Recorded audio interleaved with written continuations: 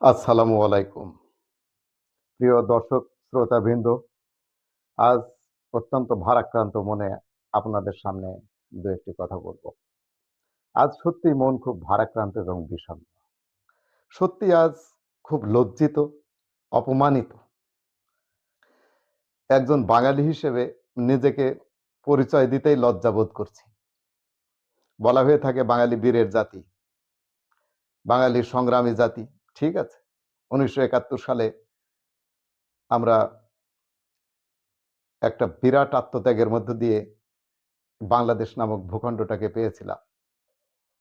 তারপরে বিভিন্ন সময় বিভিন্ন স্বৈরতান্ত্রিক শাসন ব্যবস্থার বিরুদ্ধে অনেকেই আত্মদান করেছে, কিন্তু এরপরেও কোনো স্থিতিশীল সুন্দর শাসন ব্যবস্থা এদেশে প্রতিষ্ঠিত হয়নি, আজ অবধি হয়নি।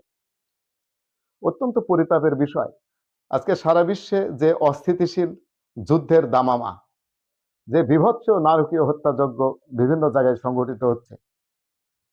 আমরা কিছুদিন আগেও দেখেছি ইসরায়েলের আইডিএফ নির্বিচারে ফিলিস্তিনি শিশুদেরকে, ফিলিস্তিনি নারীদেরকে হত্যা করেছে, যেন নরহত্যার একটি উৎসব। এই কদিন আগেই সংঘটিত হয়েছিল মানবতার বিরুদ্ধে একটি বর্বরচিত হত্যাকাণ্ড। এখন আমরা দেখছি আমেরিকা ইসরায়েলের যৌথ আগ্রাসন চলছে ইরানের উপরে। আরো কত নারকীয় হত্যাযজ্ঞ সংঘটিত হবে কে জানে। আজকে বলতে খুব কষ্ট হচ্ছে, ইরানের যে ঘটনা, ফিলিস্তিনের যে ঘটনা, তার চেয়েও বর্বরচিত ঘটনাগুলো ঘটে যাচ্ছে অবলীলায় বাংলাদেশে। এই 2 সপ্তাহ ধরে প্রায় প্রতিদিনই ইলেকট্রনিক মিডিয়া বা প্রিন্ট মিডিয়ার কল্যাণে আমরা যে ভয়ঙ্কর ঘটনাগুলোর সাক্ষী হচ্ছি, তাতে মাথা হেঁট হয়ে যাচ্ছে। আমরা ফেসবুক, ইউটিউব এবং অন্যান্য সামাজিক যোগাযোগের মাধ্যমগুলির কল্যাণে যে ভয়াবহ বীভৎস ধর্ষণ কাণ্ডের ঘটনাগুলো শুনছি, তাতে আসলে নিজেকে বাঙালি পরিচয় করিয়ে দেওয়াটা একটি লজ্জার বিষয় হয়ে দাঁড়িয়েছে। আমাদের শতবর্ষের সমস্ত অর্জনগুলো ম্লান হয়ে যাচ্ছে কিছু নরখাদক, কিছু কুলাঙ্গার বাস্টার্ডদের কারণে। আমরা অত্যন্ত লজ্জিত, মর্মাহত, বলার ভাষা নেই। প্রতিদিনই প্রায় এদেশে যে হারে শিশু ধর্ষিতা হচ্ছে এবং ধর্ষণ পরবর্তীতে যেভাবে খুন করা হচ্ছে এবং যে বীভৎস ঘটনাগুলোর সাক্ষী হচ্ছে বাংলাদেশ, আজকে আমরা কিভাবে সহ্য করি? যার ন্যূনতম বিবেক আছে প্রতিদিন মুছড়ে পড়ছে। আজকে যার বিবেক আছে তার যেন যন্ত্রণা চির সাথী হয়েছে। আজ কয়েকদিন ধরে ঠিক মতো ঘুমাতে পারছি না। সব সময় কোনো না কোনো ছোট্ট সোনা মামনিদের কথা মনে হচ্ছে, যাদেরকে নৃশংসভাবে হত্যা করা হয়েছে। আজকে বাড়ির কাছাকাছি ঈশ্বরদী থানাধীন দাসুরিয়া ইউনিয়নে ভবানীপুর গ্রামে দাদিকে হত্যা করে নাতনিকে উঠিয়ে নিয়ে ধর্ষণ এবং ধর্ষণ পরবর্তীতে হত্যা করা হয়েছে, এবং সেই মার্ডারারকে সাথে নিয়ে পুলিশ হত্যার আলামত ও ধর্ষণের আলামতগুলো সংগ্রহ করছে। এ সময় কি একটি মব হতে পারে না?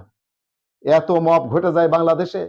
ঠুনকো কারণে মবের মাধ্যমে মানুষকে পুড়িয়ে হত্যা করা হলো কয়েকদিন আগে, তারপর এক কিশোরকে হত্যা করা হলো চিটাগাঙে, আর এত বড় দুর্ধর্ষ সন্ত্রাসী এই জানোয়ারকে হত্যা করা গেল না? তাহলে আমরা বুঝতাম যে হ্যাঁ, মবেরও একটা ইডিওলজি বা আদর্শ আছে, মবেরও একটা প্রিন্সিপাল বা নীতি আছে। এখন আমরা কি দেখছি?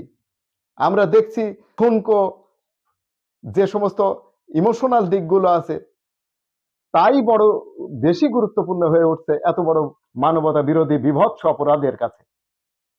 তো আমরা এখানে মব করতে পারি না? এখানে পুলিশের কাছ থেকে আসামি ছিনিয়ে নিয়ে গিয়ে তার গায়ে পেট্রোল ঢেলে তাকে পুড়িয়ে হত্যা করতে পারি না? এখানে মব করা যায় না? এখানে তো হাজার হাজার লোক কোনো এই ধরনের জানোয়ার এই ধরনের বাস্টার্ডের উপর ঝাঁপিয়ে পড়লে এর কি বিচার হবে? হাজার হাজার লোকের ফাঁসি হবে? অথচ এইরকম একটা বাস্টার্ডকে দৃষ্টান্তমূলক বিচার এর সম্মুখীন করা সম্ভব হলে, জনগণের আদালতে বিচার করা সম্ভব হলে এই ধরনের কর্মকাণ্ডগুলো করার ক্ষেত্রে মানুষ শতবার ভাববে। আজকে খুব লজ্জা হয়, কয়েকদিন আগে নরসিংদীতে পিতার সামনে থেকে জোর করে ধরে নিয়ে গিয়ে কিশোরীকে ধর্ষণ করে হত্যা করা হয়েছে। এর আগেও তাকে ধর্ষণ করা হয়েছিল। এই ধর্ষণের বিচার চাওয়ার অপরাধে তাকে বাবার সামনে থেকে তুলে নিয়ে গিয়ে ধর্ষণ করে হত্যা করা হয়। এত বড় স্পর্ধা ওই বাস্টার্ডের, অথচ সেই স্থানের লোকজনের কিছুই করার ছিল না। ওই বাস্টার্ডকে পুলিশের কাছ থেকে ছিনিয়ে নিয়ে পুড়িয়ে হত্যা করা যায়নি?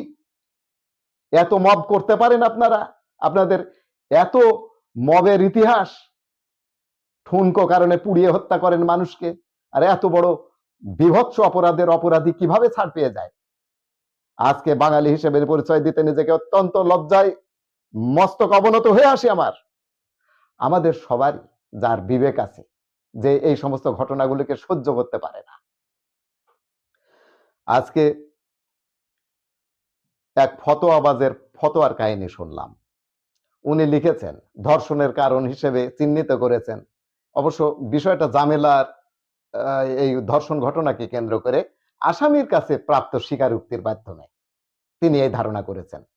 এই বাস্টার্ড আসামি নিজের অপরাধ ঢাকার জন্য জামিলাকে বলেছে যে সে পর্দাহীন ভাবে চলাফেরা করত, আর তাই তার ভেতরে এক ধরনের আক্রোশ সৃষ্টি হয়।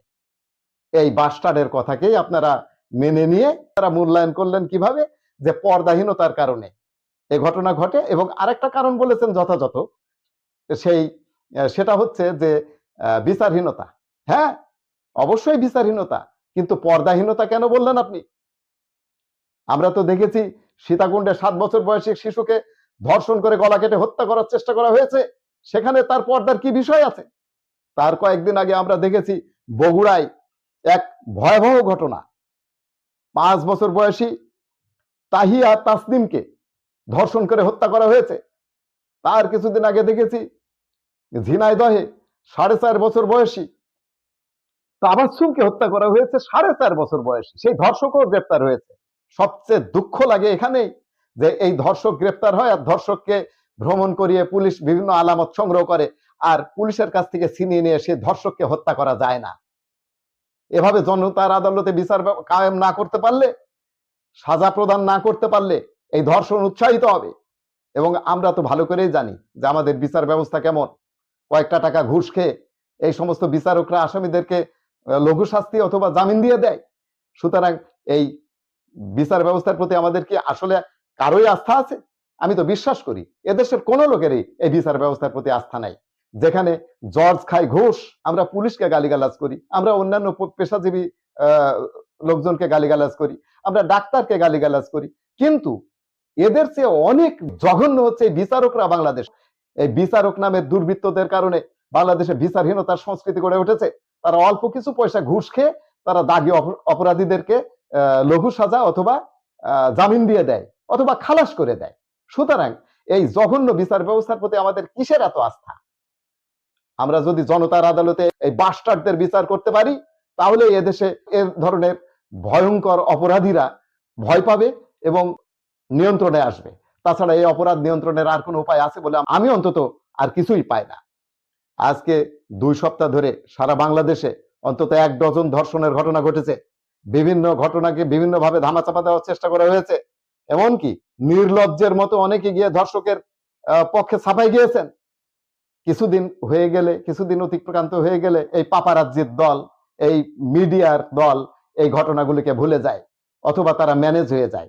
এমনকি এই অপরাধীরা যখন জামিনে বের হয়ে আসে তখন আর কোনো লেখালেখি হয় না। এই সমস্ত অপসংস্কৃতি, এই সমস্ত জঘন্য টেন্ডেন্সির কারণে আজকে ধর্ষকরা উৎসাহিত হচ্ছে। আমাদের উচিত এই ধরনের ধর্ষণ যদি আর একবার বাংলার মাটিতে সংঘটিত হয়, তাহলে পুলিশের কাছ থেকে আসামিকে ছিনিয়ে নিয়ে পেট্রোল ঢেলে তাকে জীবন্ত পুড়িয়ে হত্যা করা, যাতে করে এই বিষয়টি একটি দৃষ্টান্ত হয়ে থাকে।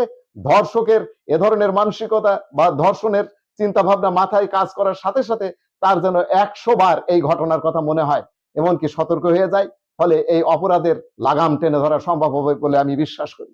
আর আমি এও বিশ্বাস করি যেখানে উকিল, পেশকার এবং জজের মধ্যে একটি ঘুষ শৃঙ্খল বিরাজ করছে, এমনকি এদেশের মানুষেরও একটা অসুস্থ মানসিকতা তৈরি হয়েছে যে তারা যে কোনো কাজেই বৈধ হোক আর অবৈধ হোক এই নোংরা শৃঙ্খলকে তারা ম্যানেজ করে কাজ করতে চায়। ফলে এটা তাদেরকে আরো উৎসাহিত করে। আর এই জর্জ নামধারীর কারণেও আমাদের বিচার ব্যবস্থা কলঙ্কিত হয়ে পড়েছে। তাই অচিরেই এই ব্যবস্থা পরিবর্তন আনা সম্ভব নয়। তাই বিচারক নিয়োগ এবং এই নিয়োগ প্রক্রিয়ার মধ্যে স্বচ্ছতা, এমনকি এটা ভিন্ন কাঠামোতে বিচারক নিয়োগ দেওয়া উচিত। অর্থাৎ বিচারক শুধুমাত্র মেধার ভিত্তিতে হবে না, তার অতীত কর্মকাণ্ডের ভিত্তিতে শৈশব থেকে খবর নেওয়া উচিত যে এই ব্যক্তির মানসিকতা কেমন, সে কি কি করেছে, শৈশবটা তার কিভাবে কেটেছে, তার দ্বারা কিশোর অপরাধ সংঘটিত হয়েছে কিনা। এরকম বহু বৈশিষ্ট্যের পরীক্ষা নিরীক্ষার মাধ্যমে উপযুক্ত মানসম্পন্ন ব্যক্তিকে বিচারক হিসেবে নিয়োগ দেওয়া উচিত বলে আমি মনে করি। তাহলে এই যে বিচারিক কাঠামোর মধ্যে যে নানান রকমের দুর্বলতার সুযোগ খোঁজা, এমনকি নানান টালবাহানা, এমনকি নানান আইনি মারপ্যাচের মধ্য দিয়ে বিচারকে কলঙ্কিত করা, এই ঘটনাগুলো বাংলাদেশে আর ঘটবে না অথবা কমে আসবে। তো আমি বিশ্বাস করি আগামীতে বিচার ব্যবস্থার এই ত্রুটিগুলি দূর হবে, যেন আমাদেরকে মবের মাধ্যমে বিচার চাইতে আর না হয়, আমাদেরকে যেন জনগণের আদালতে বিচার চাওয়ার বক্তব্য আর দিতে না হয়, এবং আমরা একটি সুস্থ সংস্কৃতির মধ্য দিয়ে বেড়ে উঠব। আমাদের ছেলেমেয়েরা নির্ভয়ে নিঃসংকোচে তারা চলাফেরা করবে। এদেশের আর কোনো মায়ের বুক যেন এই রকম ভাবে আর খালি না হয় কোনো ধর্ষণ উন্মাদ, কোনো জানোয়ার বাস্টার্ডের করাল গ্রাসে। এদেশের বিচার ব্যবস্থার যথেষ্ট পরিমাণ উন্নতি না হওয়া পর্যন্ত জনগণকে সচেতন থেকে দু একটি ক্ষেত্রে হলেও এরকম দৃষ্টান্তমূলক সাজা প্রদানের মধ্য দিয়ে এই ধর্ষক শ্রেণী বা এরকম ভয়ঙ্কর দাগী অপরাধী তাদেরকে যেন নিয়ন্ত্রণ করা সম্ভব হয়। আমি আমার বক্তব্যের জন্য বা আমার উত্তেজনার জন্য আমি যারা আহত হয়েছেন তাদের কাছে ক্ষমা প্রার্থী। তবে আমি বিশ্বাস করি যে বাংলাদেশে ইতিপূর্বে অনেকগুলো মব হয়েছে, যে মবগুলো খুব একটি যৌক্তিক কারণে হয়েছে বলে আমি মনে করি না। সেখানে মানুষকে পুড়িয়ে হত্যা করা হয়েছে, পিটিয়ে হত্যা করা হয়েছে। তাদের অপরাধগুলো এই ধর্ষক, এই বাস্টার্ডদের চাইতে বেশি কিছু অপরাধ ছিল না। আমি মনে করি কোনো ধর্ষকের মৃত্যুদণ্ড অপেক্ষা লঘু শাস্তি আর হতে পারে না। মৃত্যুদণ্ডের চেয়ে লঘু শাস্তি কোনো ধর্ষকের হতে পারে না, অন্তত শিশু ধর্ষকের ক্ষেত্রে, অথবা ধর্ষণ করে যারা হত্যা করে তাদের ক্ষেত্রে আর কোনো দীর্ঘমেয়াদী বিচারিক কার্যক্রম চলতে পারে না। আমি আমার অপ্রত্যাশিত বক্তব্য যদি কিছু থাকে তার জন্য আন্তরিকভাবে দুঃখিত। প্রিয় দর্শক শ্রোতাবৃন্দ, আপনারা সবাই ভালো থাকবেন, সচেতন থাকবেন। দেশ আমার, আপনার, আমাদের সবার। আসসালামু আলাইকুম।